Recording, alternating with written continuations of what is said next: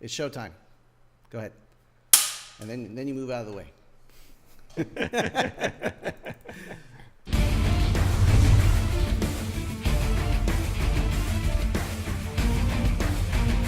Welcome to Straight Shooting Firearms Talk Show presented by MyGunDiary.com and Drake Fine Sporting Arms of El Paso.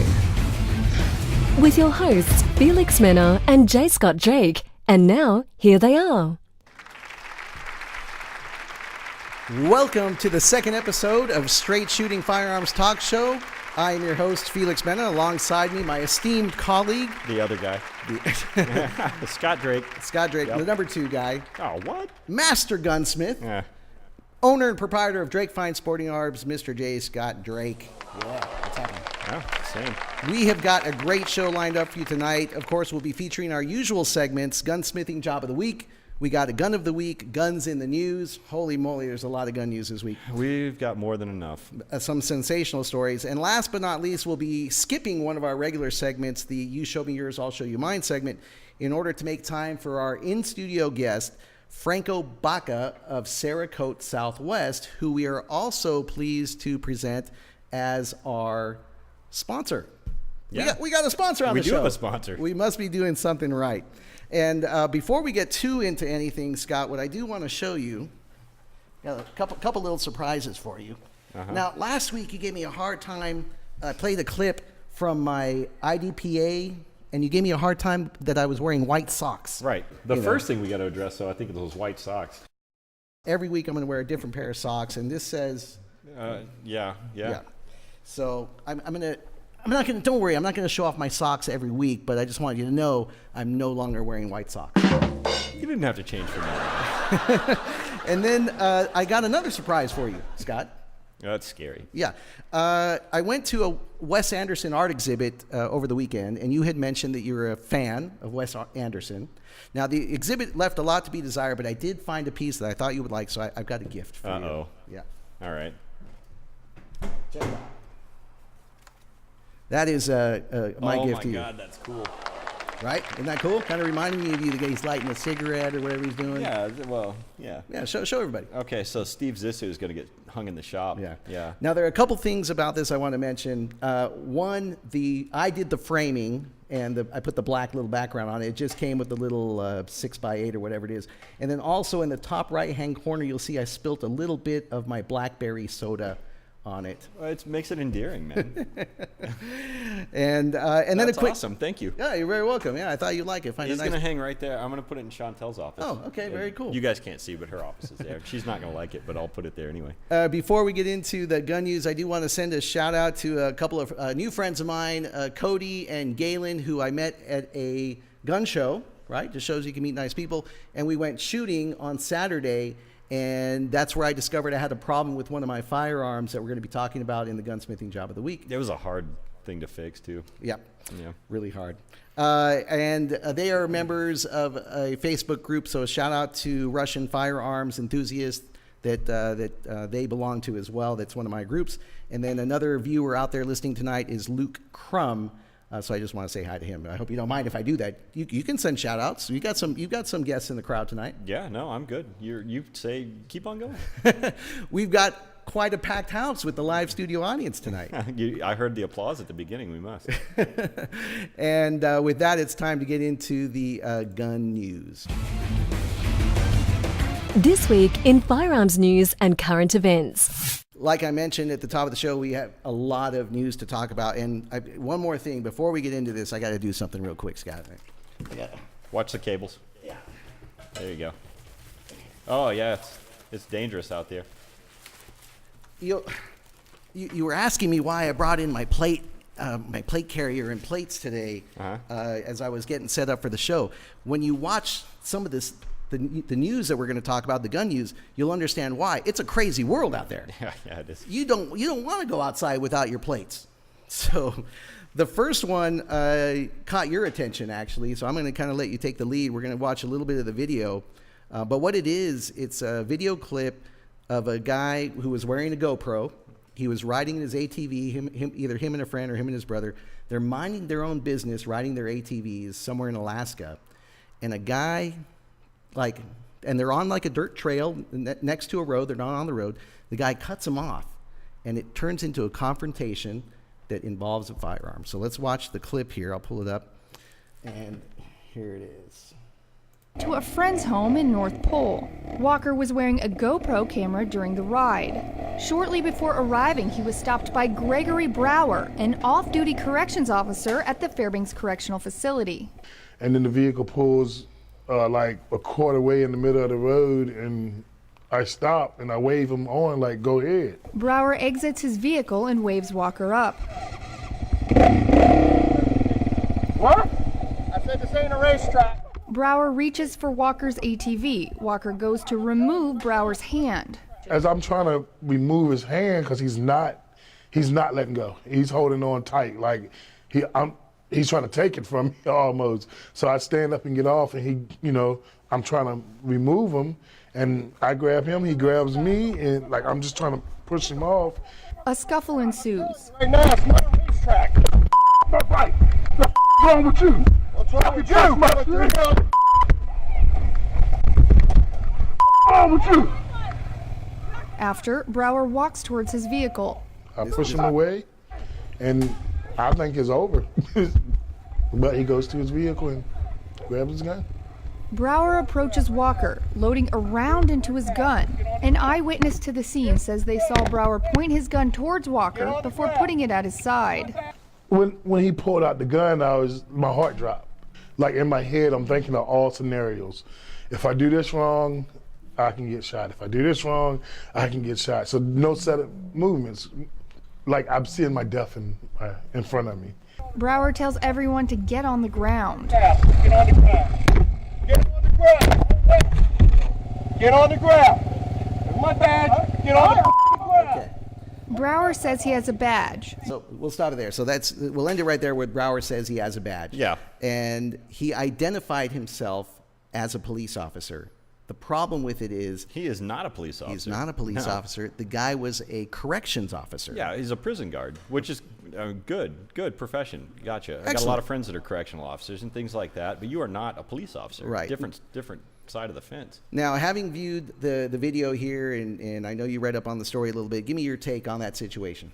The guy in the truck was in the wrong completely. I mean, there was no reason to pull a gun. There was no reason to grab the guy's hand. There was no reason to try whatever he was going to do to the guy's four-wheeler. I mean, what are you going to do? But he grossly overstepped his bounds, and then portraying himself as a police officer. I mean, the guy should be honestly charged. I agree. Now, did you read further into the story where it stands right now? Who was arrested in this situation? Who do you think? Audience? Anyone? Right? They must have followed it. The ATV rider was arrested in this situation. Yeah. And I think the reason why is the arresting officer came, and he must have taken the corrections officer word for what happened, and this is what happened, and the guy assaulted me, not having seen the video yet. Mm-hmm. But now that the video is out, this just happened a few days ago. Yeah. Now that the video is out, I'm definitely going to follow this closely. We'll report back on if there's charges brought up because of the guy, one, identifying himself as a police officer, drawing his firearm. You know, I guess maybe he can argue he feared for his life, but from what we saw, The guy was defending himself, and he instigated the fight. he instigated it. He pulled his truck into that dirt road where the guys were riding their ATV.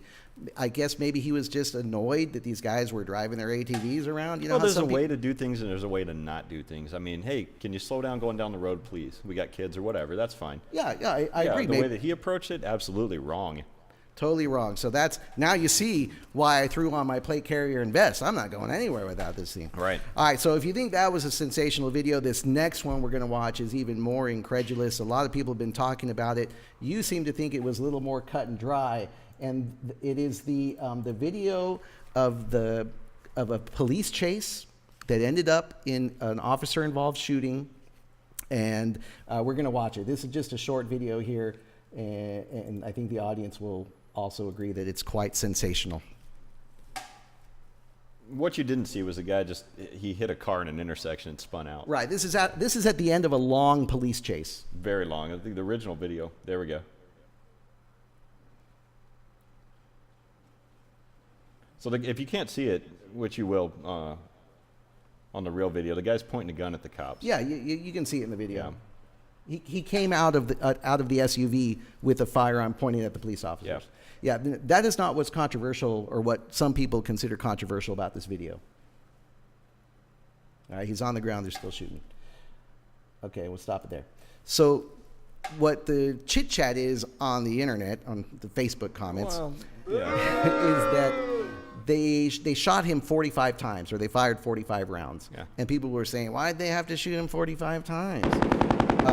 Give me your take on it before I give you my take on it. Well, I mean, any sidearm that a police officer's carrying, I mean, it depends on the model of firearm, but I can guarantee it's got somewhere between 8 and 15, rounds in the magazine. Right, a Glock, an M&P, Right. whatever the standard duty issue. This incident right here, this involves 7 police officers. I mean, you do the math on how many shots were probably fired. Right. But anyway, yeah. It came out that the guy, now I don't know if they knew ahead of time or if maybe the 911 call said, but this suspect was high on PCP. So if they knew that ahead of time, of course, that would contribute to them continuing to fire till he was down, because as most people know, I'm sure police officers are trained, that somebody that's high on PCP can get shot a few times and still be coming at you. But he came out with a firearm, pointed at the police officers. The officers engaged him. They took him down. 45 shots sounds like a lot, but when you're talking about 7 police officers with a suspect that's shooting at them, yeah, you end the threat. Right. And so I think some of those Facebook comments, internet comments, where people maybe not educated about what this scenario, what would really happen in this scenario, and why you have to shoot till that suspect is down and dead. But still, incredible video. And I think we're going to start to see a lot more of these body cam, police cam videos, because now it's becoming required for police officers to wear those body cams and whatnot. And then real briefly, we're not going to show the video of this other incident, but it was a body cam video.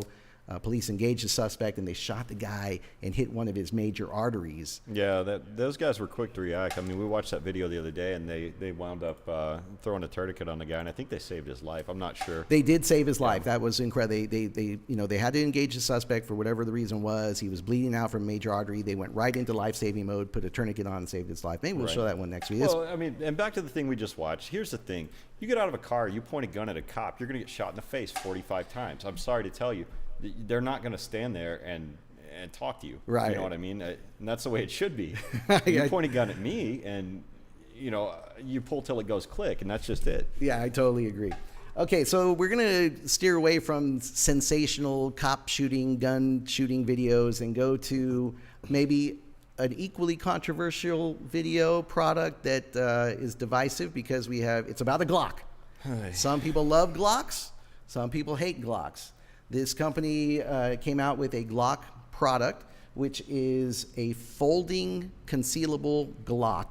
And you and I have both formulated opinions about it. And let's show the product here, and we can maybe even get some input. Well, the funny thing is, we time formulated- before. Well, let me turn the volume off on this, because we don't need the volume. You can make your comments as I'm showing the video. Yeah, that's fine. I was going to say we formulated the same opinion, though.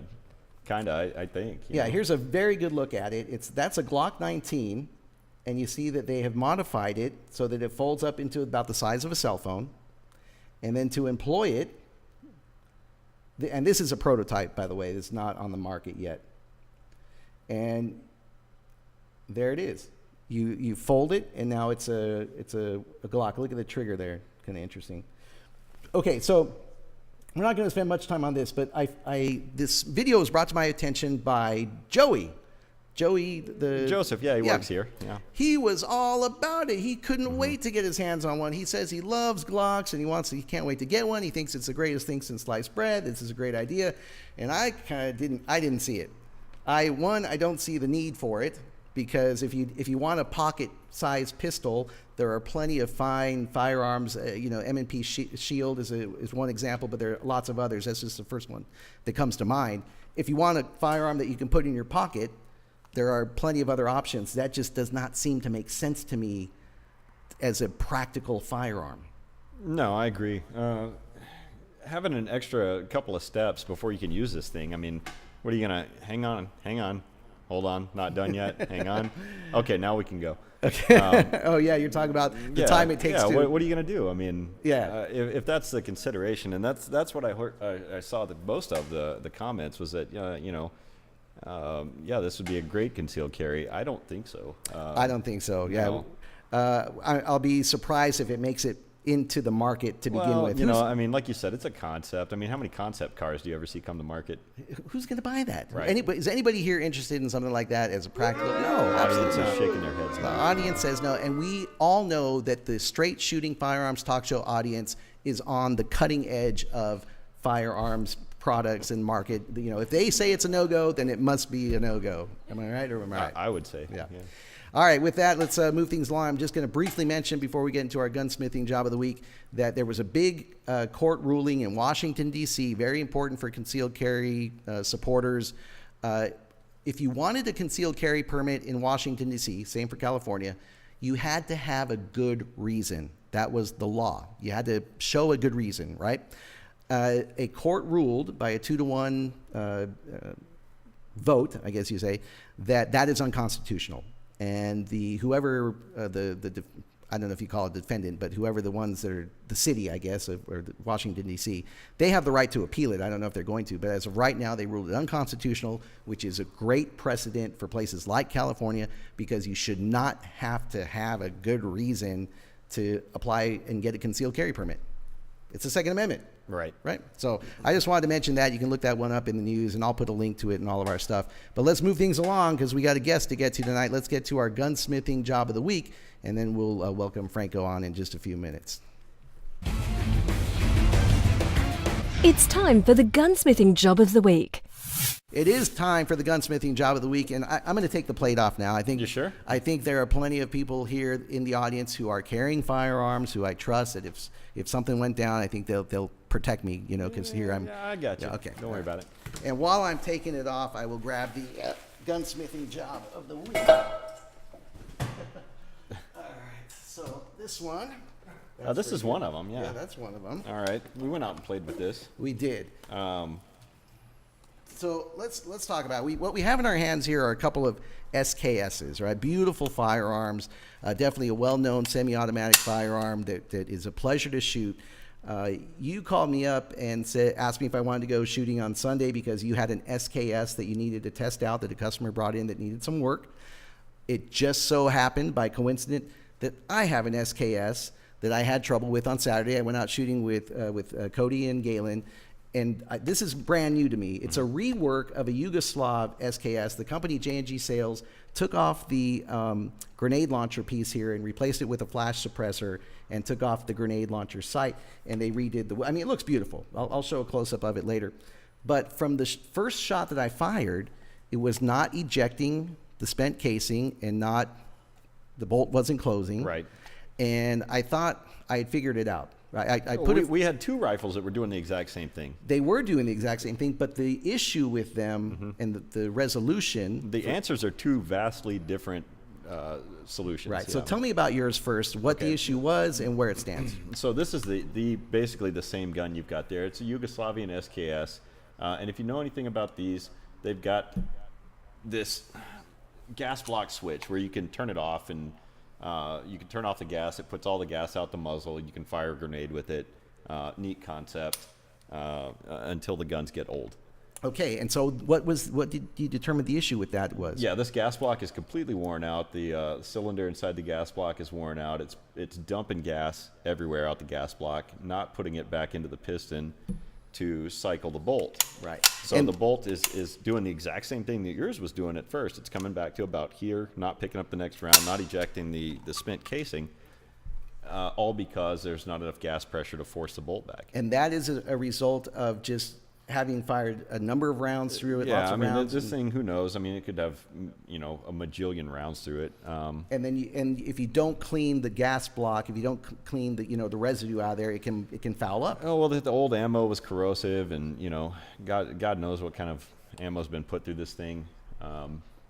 So that's where it stands right now. And the thing about this is, be careful when you're buying these older guns. You can pick these things up. You might find one real cheap on one of the internet sales websites. But what you're going to run into now is replacing this gas block is not a cheap job. No, you have to replace the whole thing.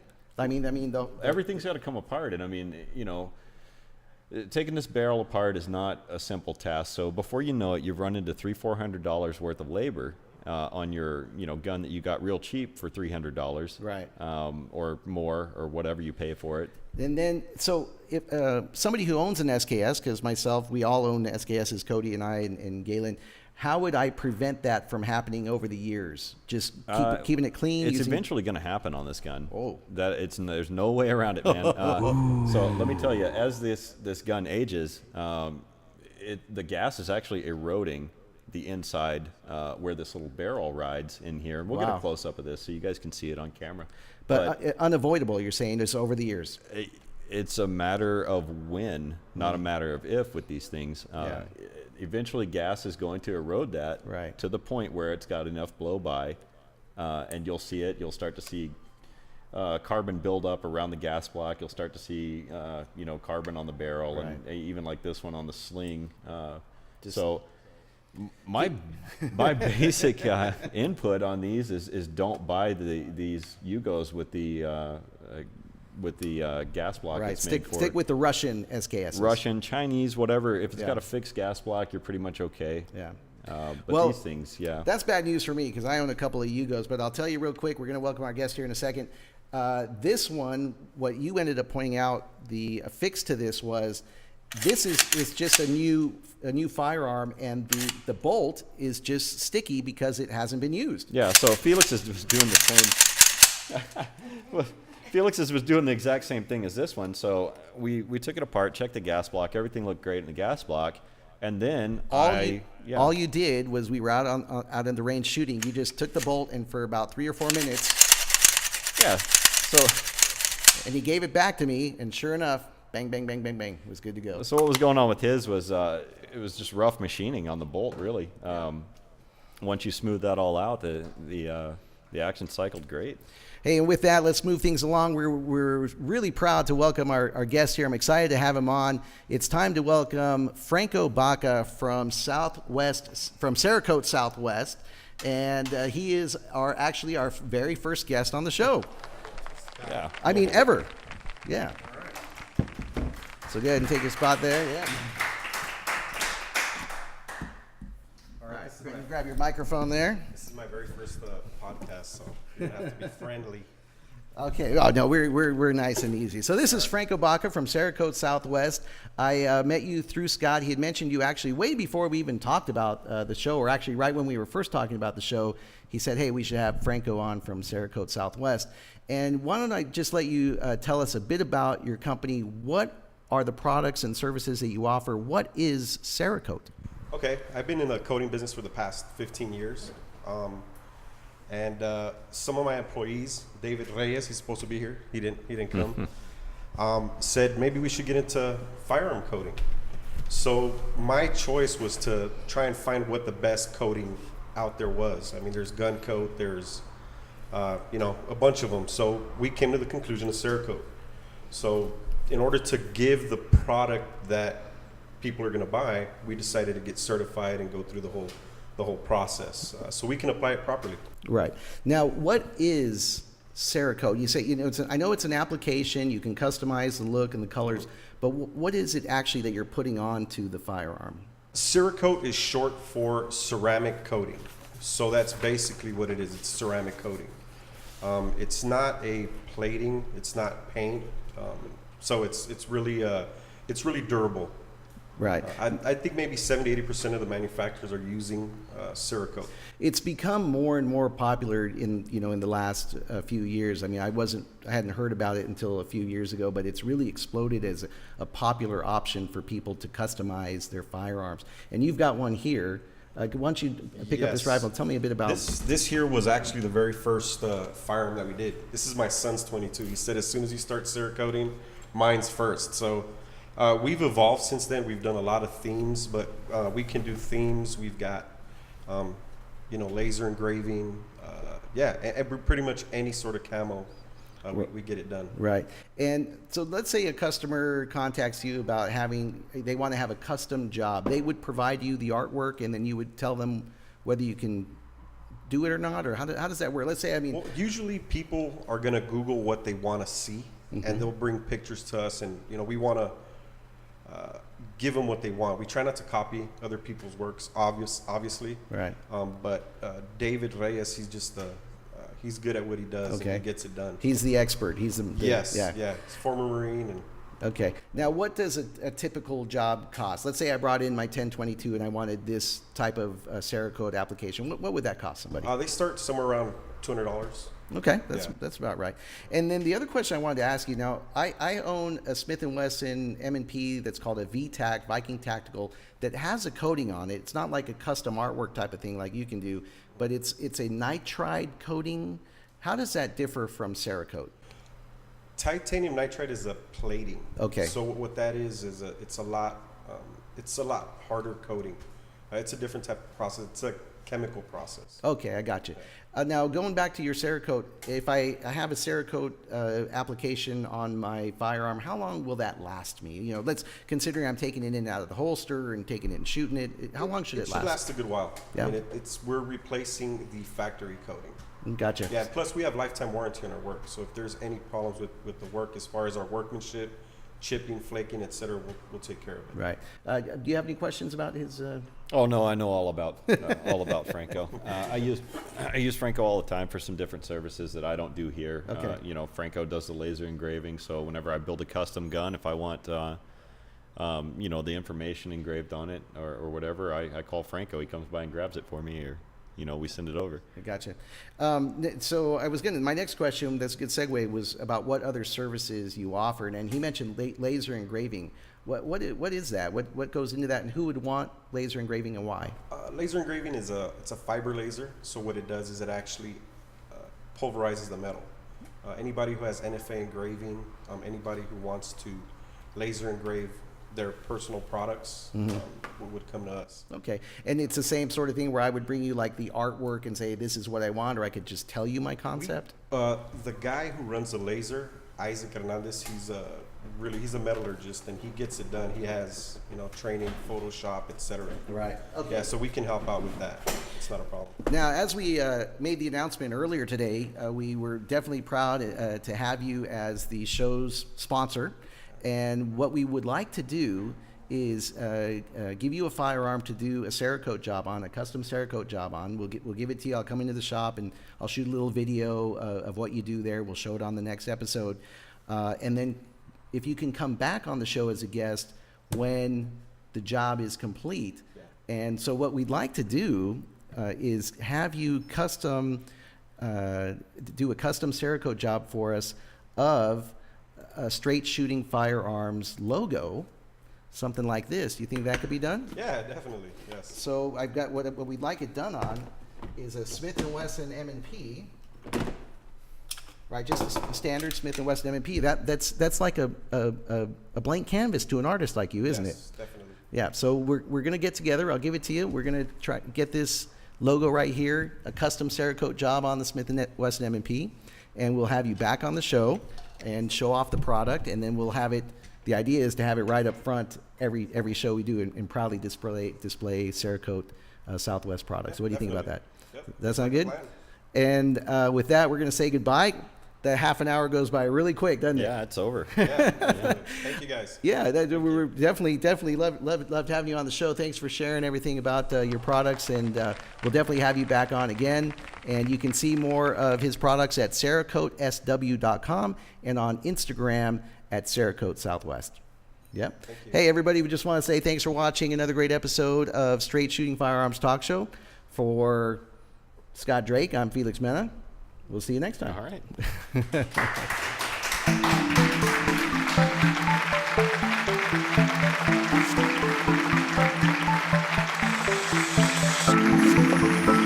Stay tuned for the next episode of Straight Shooting when we take another shot.